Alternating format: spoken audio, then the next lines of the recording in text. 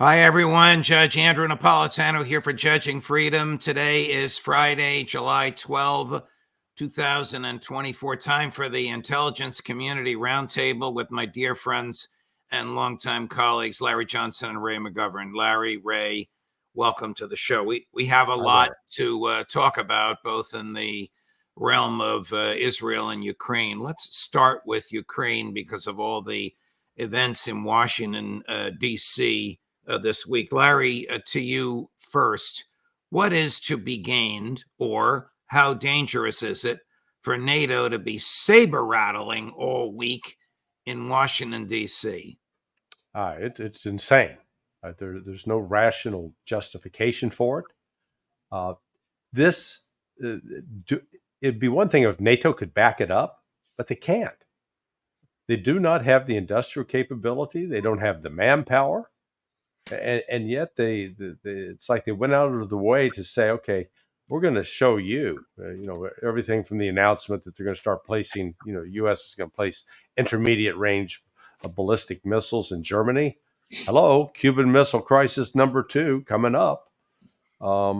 This was just the height of irresponsibility. But, at the same time, the Russians got to be laughing a little bit, because it was a veritable clown show, particularly now that, with Biden introducing President Putin yesterday at the NATO summit.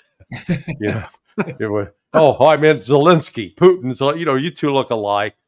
And then announcing that you can't make up. I mean, at first I thought it was a joke, and then I thought, no, Joe is not that witty enough to have said this as a joke, and it would be a tasteless joke. Yeah, and then, on top of it, recognizing his new vice president, Donald Trump, as his vice president. Yeah. I mean, he couldn't. There's one segment where Biden is saying, "I'm not going to talk to Putin. I won't talk to him at all." And he goes, and then literally within 2 minutes, he says, "Yes, I'll talk to anybody in the world." Let's go. Okay. Yeah.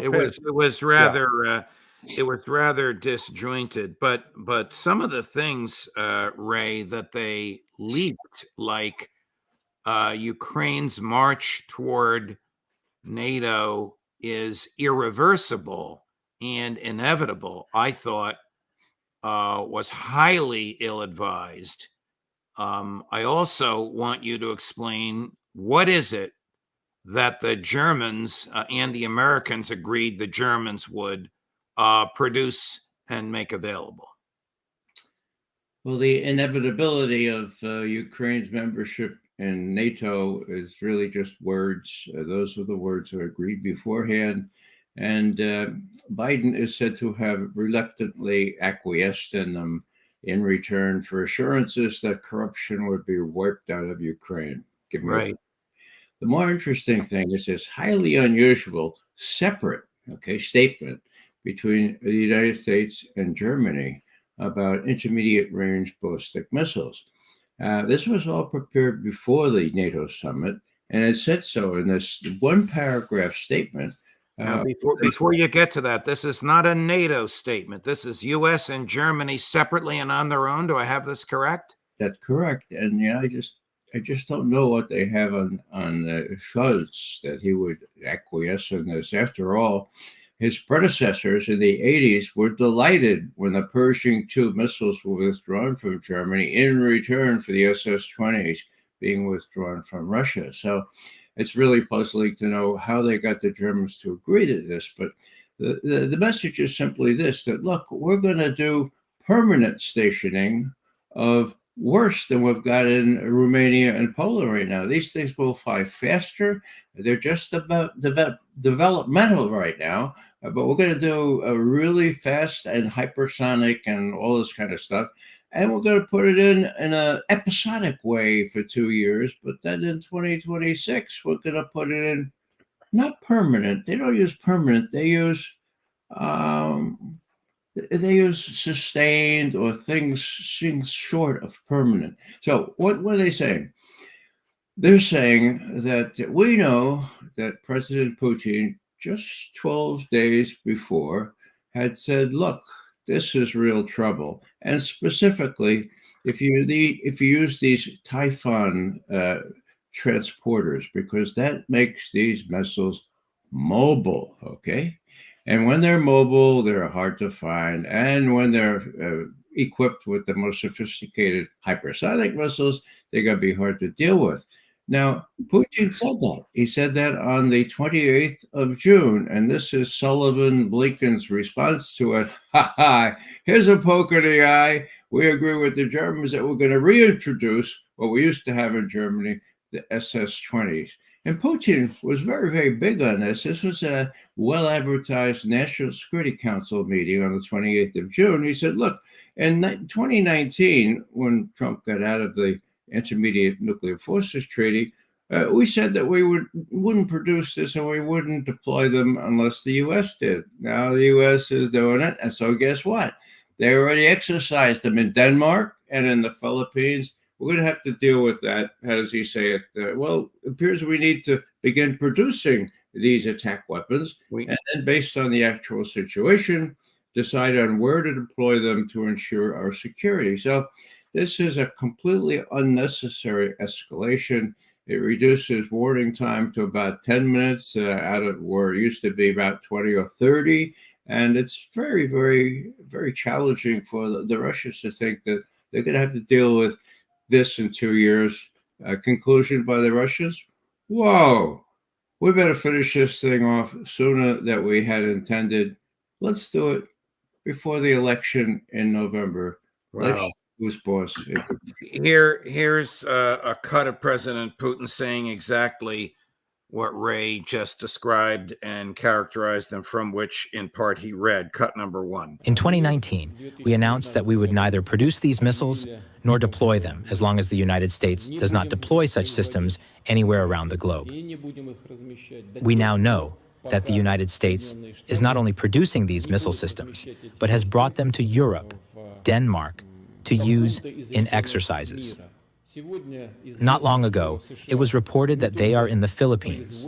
It is unclear whether they have taken these missiles out from the Philippines or not. In any case, we need to respond to this and decide on our further steps in this regard. It appears that we need to begin producing these attack systems and then, based on the actual situation, decide on where to deploy them to ensure our security, if necessary. Doesn't Tony Blinken understand that, Larry? No. In fact, the statement was it was bizarre because they talked about deploying hypersonic missiles to Germany. We don't have any, okay? I know one of the project managers of the hypersonic program. In September of 2022, he was telling us 6 more months, man, 6 months, we're going to have it. That was September 2022. Just 2 weeks ago, he said, you know what? Another 6 months, we should have that baby nailed down. So we can't even produce a hypersonic missile. We can't bring 2 astronauts back from the space station. And yet we're out there talking this kind of nonsense. And at the same time, we are deploying the other intermediate range ballistic missile.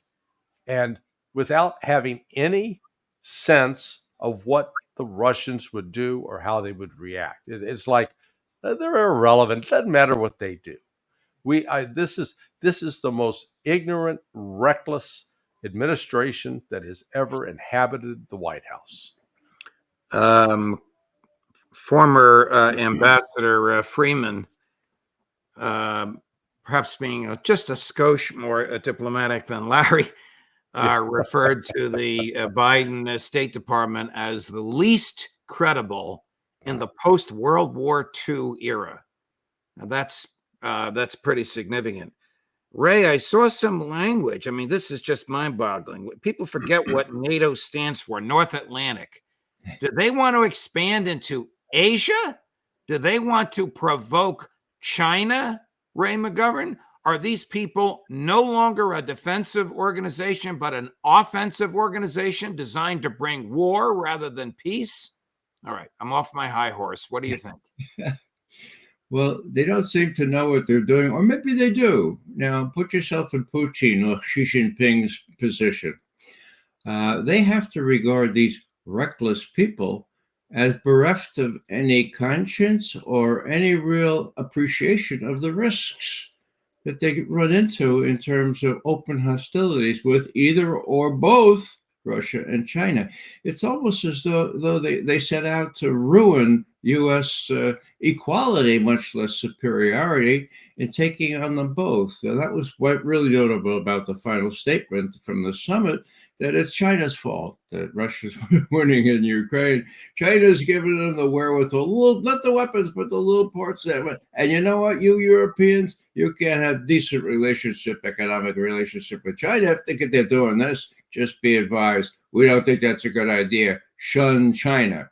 Give me a break. These people really think, as Biden has elucidated every time he gets up to the microphone, that Madeleine Albright was right, that we are not only the indispensable country in the world, but we guys are so well educated and so much in control that we too are indispensable, and we don't have to worry about what the Russians do, or if they do risky things, we'll face them down. Totally idiotic. But hey, let me just judge. Let me jump in there. What about SEATO? What happened to SEATO? The Southeast Asia Treaty Organization, set up in 1954. That was NATO with an Asian slant, and yet it's disappeared. Now they're saying, "Oh, okay, well, we're going to have NATO and Asia." It's just like these people are ignorant of history. They're uneducated. It's shocking. In a tweet he posted just a few minutes before we came on air, Larry, Professor Ted Postal, whom we know and respect, reports that Ukraine has attacked another Russian nuclear warning system, this one an ORSK, O-R-S-K. Now, when they do something this reckless, do they run it past Lloyd Austin and Tony Blinken first, or do they just do it no matter what the likely and probable response will be? Well, they're not thinking through the consequences. And I always have confidence in Ted. I just want to know if this was coming from Ukrainian sources or Russian sources, because we had the previous report that, they attacked Orsk as well. And what it was a drone that didn't actually hit the facility. To my understanding right now, the Ukrainians do not have a weapons system that could actually hit one of the radars with enough force to destroy it, because they're relying upon drones. They just don't have a drone that big. The Storm Shadows, the Patriots, the other missiles, they won't reach that far. But still, it's a provocation, and it's an act of desperation on the part of Ukraine. What do they think they'll accomplish? Let's assume, Ray, that Professor Postal's sources, he's not there, Professor Postal's sources are accurate. What could the Ukrainians possibly hope to accomplish by provoking President Putin? You indicated earlier, just a few minutes ago, that this may result in the demolition of the Ukrainian military or the Ukrainian state before Election Day. They want it to happen faster? Well, some people want more hostilities sooner. It seems that Sullivan and Blinken, I don't think Austin is much of a figure here. He does what he's told. They're in charge. They want to appear really strong, not only before the NATO summit, but after the NATO summit. And the whole name of the game is to appear really strong before November. Now, they think that will sell. They're counting on Putin having continued patience with them. And I dare say they're probably right on that. He will not be provoked into doing anything he doesn't want to do. He has the capability, as I said before, to go all the way and take Kiev as well as Kharkov and Odessa. He's not doing that right now, but he can. And what Biden needs to know is that he could do that before the election. So is there an alternative? Well, sure there is. Orban has had discussions with Zelensky, Putin, Xi Jinping, Erdogan. He comes to Washington. Does Biden talk to him? No, I don't want to talk to him. So what does Orban do? He goes to Mar-a-Lago and he talks with Trump, a big fan of his, and vice versa. So, Biden is not being advised very well. I don't know if he's in control or not, but Blinken and Sullivan are playing brinksmanship. But I don't think the Russians are going to rise to the bait. They're going to just whittle away at the Ukrainian forces at their pace. And we'll see what happens before the election. Larry, before we transition over to Israel and Gaza, Professor Doctorow reports that the Chinese military is engaged in war games in Belarus. Mm-hmm. Now, what is that all about? Well, they're sending a signal to NATO because NATO has been massing forces on the border of Belarus. So this is one of those, let's call it the horizontal escalation that has been discussed in the past, that it's not just going to be Russia and Belarus. The Chinese now are acknowledging that the West represents a threat. And so they're putting some actual boots on the ground. They claimed it was for, as described by the Chinese and the Belarus folks as counterterrorism operations. But, this was clearly showing that China, who has historically not sent troops overseas on these kinds of missions, it's been very rare, is starting to show and, flex some muscles. That's why, what the West is doing right now is so reckless that we are deliberately trying to provoke a fight with the Russians and the Chinese, and we're not equipped for that fight. It's really, this is akin to the guy that, is a potato couch, or a couch potato, and has never exercised, never been in an actual physical fight, and is dreaming about getting into the ring with a mixed martial artist. It's just crazy. But here we are. One of the communiques, Ray, maybe there's only one, and I just read a portion of it, was saber rattling about Taiwan. Is NATO threatening China over Taiwan? I don't get it. So there are American troops on this little island, Kinmen Island. They're a tripwire. Those troops are fired upon or engaged in some hostilities with the Chinese. I don't know how it starts. It's all hypothetical.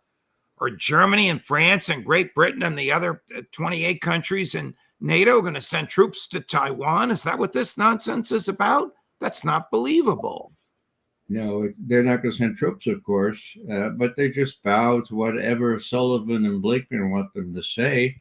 They are literally detached from reality. Yeah. And the sad thing, of course, is these Europeans still salute and say, okay, if you say so.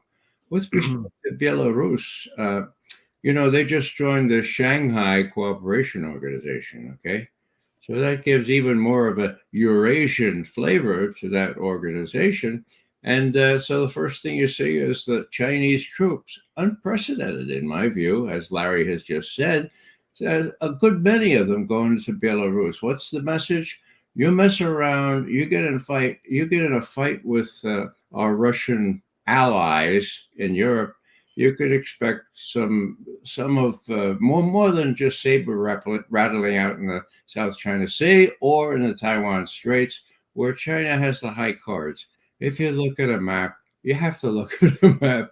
The U.S. forces are stretched so thin that it is sheer idiocy to spread them so thin and take on the other two major powers who are arrayed 2 against 1 now, when that was totally unnecessary.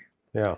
Larry, going over to Israel and Gaza, Max Blumenthal and Aaron Mate, two friends of mine who are on this show every week, reported a long time ago, back in October, on the employment by the Israelis of the Hannibal option, Right. basically killing your own people, shooting them in the back. They were mocked. At first, they were ignored. Then they were mocked and derided in the mainstream press. Now that has been demonstrated conclusively by interviewing IDF officers and publishing IDF and Israeli government documents. And this was done by Haaretz, an Israeli daily newspaper. The Netanyahu government has yet to deny that more than half the 1,200 Israeli persons who died on October 7th were killed by the IDF. Does any of this surprise you, Larry? Oh, no. In fact, we saw the vehicles early on in the aftermath of that October 7th attacks and counterattacks. All those cars that came from the music festival, they were piled up in this graveyard, and they'd all been hit with missiles that were fired from helicopters because Hamas didn't have any missiles to fire. What is really fascinating, what's going on in Israel right now, they're falling apart. And what I mean by that is the military is openly rebelling against the civilian leadership, and the willingness of the military to talk to Haaretz and to basically say, yeah, well, this was done. Even though it was the military that did it, it looks like they're working to pin the blame on the civilians, on Netanyahu. So you've got that kind of strife going on at the same time that the Israeli military has failed to defeat Hamas. And they've admitted that they can't defeat Hamas. And they've got all this pressure to do something about Hezbollah, but they've got limits on both troops and weapon systems. So, I mean, it's a mess. And so you have to look at the reports like what Haaretz came out with, which validates what Max and Aaron were saying, back in October and November, that this is not just because these reporters decided to work on it. I always look at these kinds of things as information operations that are showing a shift in policy and a shift in the politics. Wow. Judge? Ray, while I'm away, President or Prime Minister Netanyahu will be speaking to a joint session of Congress, and he'll be treated like a conquering hero rather than a war criminal. Are you and Medea Benjamin going to be there? She's been asked to introduce him, Judge. Max Blumenthal, Yeah. Max said expect 100,000 demonstrators in the streets. Now, the streets, they're going to keep them away from the Capitol so Bibi won't see them, but 100,000 demonstrators in D.C. is a lot. It is, yeah. A comment on Haaretz. They have admitted that the government of Israel has lied through their teeth. Worse still, that the government of Israel has shot its own citizens under this so-called Hannibal directive so that Israeli citizens or troops don't get picked up and held as hostages. Now, one waits in vain for the New York Times, which has slandered, which has just really excoriated Max and Aaron to repeat that. So in a way, you have more freedom of the press in Israel than you do here. And that speaks volumes, doesn't it? Freedom of the press. What happened to that? It does. And Max and Aaron will wait in vain for an apology. Yeah. I think the world that is interested in the truth knows that these guys are truth tellers, Larry, but don't expect mainstream media. Look at that. Right. Don't expect mainstream media to apologize. Last subject, the Lancet reports. We all know what the Lancet is, the most highly respected medical journal in the world. That by the time this is all over, 186,000 Gazans will be dead. Professor Mearsheimer says the closer number is 250,000, which is 11% of the population. And is there any doubt, Larry Johnson, that these are war crimes and that this is genocide? Any doubt? No, because it'd be one thing if they're just rounding up the men and killing them. I'm not advocating that, but at least that would be targeted. This is indiscriminate. This is killing women, children, elderly, young, middle-aged. Everybody's a legitimate target as far as Israel's concerned. And coupled with the use, 2,000-pound bombs, 500-pound bombs, those are not, it's not like firing a rifle with a piece of ammunition and one bullet comes out and you can hit one person. So, and the fact that they've got so many people buried under buildings, the devastation, and we have a benchmark, something we can compare what's going on in Ukraine, where the Russians are going into these cities and they are having to attack apartment buildings and massive other massive structures, but they're not killing tens of thousands of civilians. Here, the Israelis are, and it just stands as a clear example that they're about exterminating the Palestinians. Ray, what do you think Netanyahu will ask for when he appears before the Congress? Will he try and talk them into declaring war on Iran? Well, they probably show that bomb again that he shows. Oh, God, Chris, I don't know if you can come up with it. That infamous, ridiculous picture that we know is profoundly inaccurate that he showed at the UN. This is a long time ago. This might have even been before 9/11. I'm not sure when he showed it, but it was a long time ago. Well, they're already saying that Iran is producing more and more highly enriched uranium, okay? And that they might go to a nuclear weapon. Apparently, they haven't yet developed a nuclear weapon to put on top of those missiles. So Iran is always the bugbear. But Netanyahu can be expected to ask for the moon, and Congress will give them the moon if it gets through Congress, which it will, especially in a election year. There he is. See how close they were then, and that's 23 years ago. Hey, he stole that bomb from Wile E. Coyote. Judge, let me just point out that after the intelligence fiasco on Iraq, they got an honest manager of intelligence estimates in from the State Department. His name was Tom Finger, and they said, how close is Iran to getting a nuclear weapon? We've been saying 5 years for the last 20 years. Is it still 5 years? And he pointed out unanimously with high confidence in this estimate that Iran stopped working on a nuclear weapon in 2003 and has not resumed. And they've reiterated that judgment every year since. So they haven't resumed yet, and yet they're still the bugbear. They're still worth going after. And of course, Netanyahu will play lots of variations on that theme. I don't know, what's going to happen when it becomes very clear that Netanyahu is not winning, whether those people who are ruling with him will jump the ship or not. I suspect over a period of a month or two more, they probably will. Right.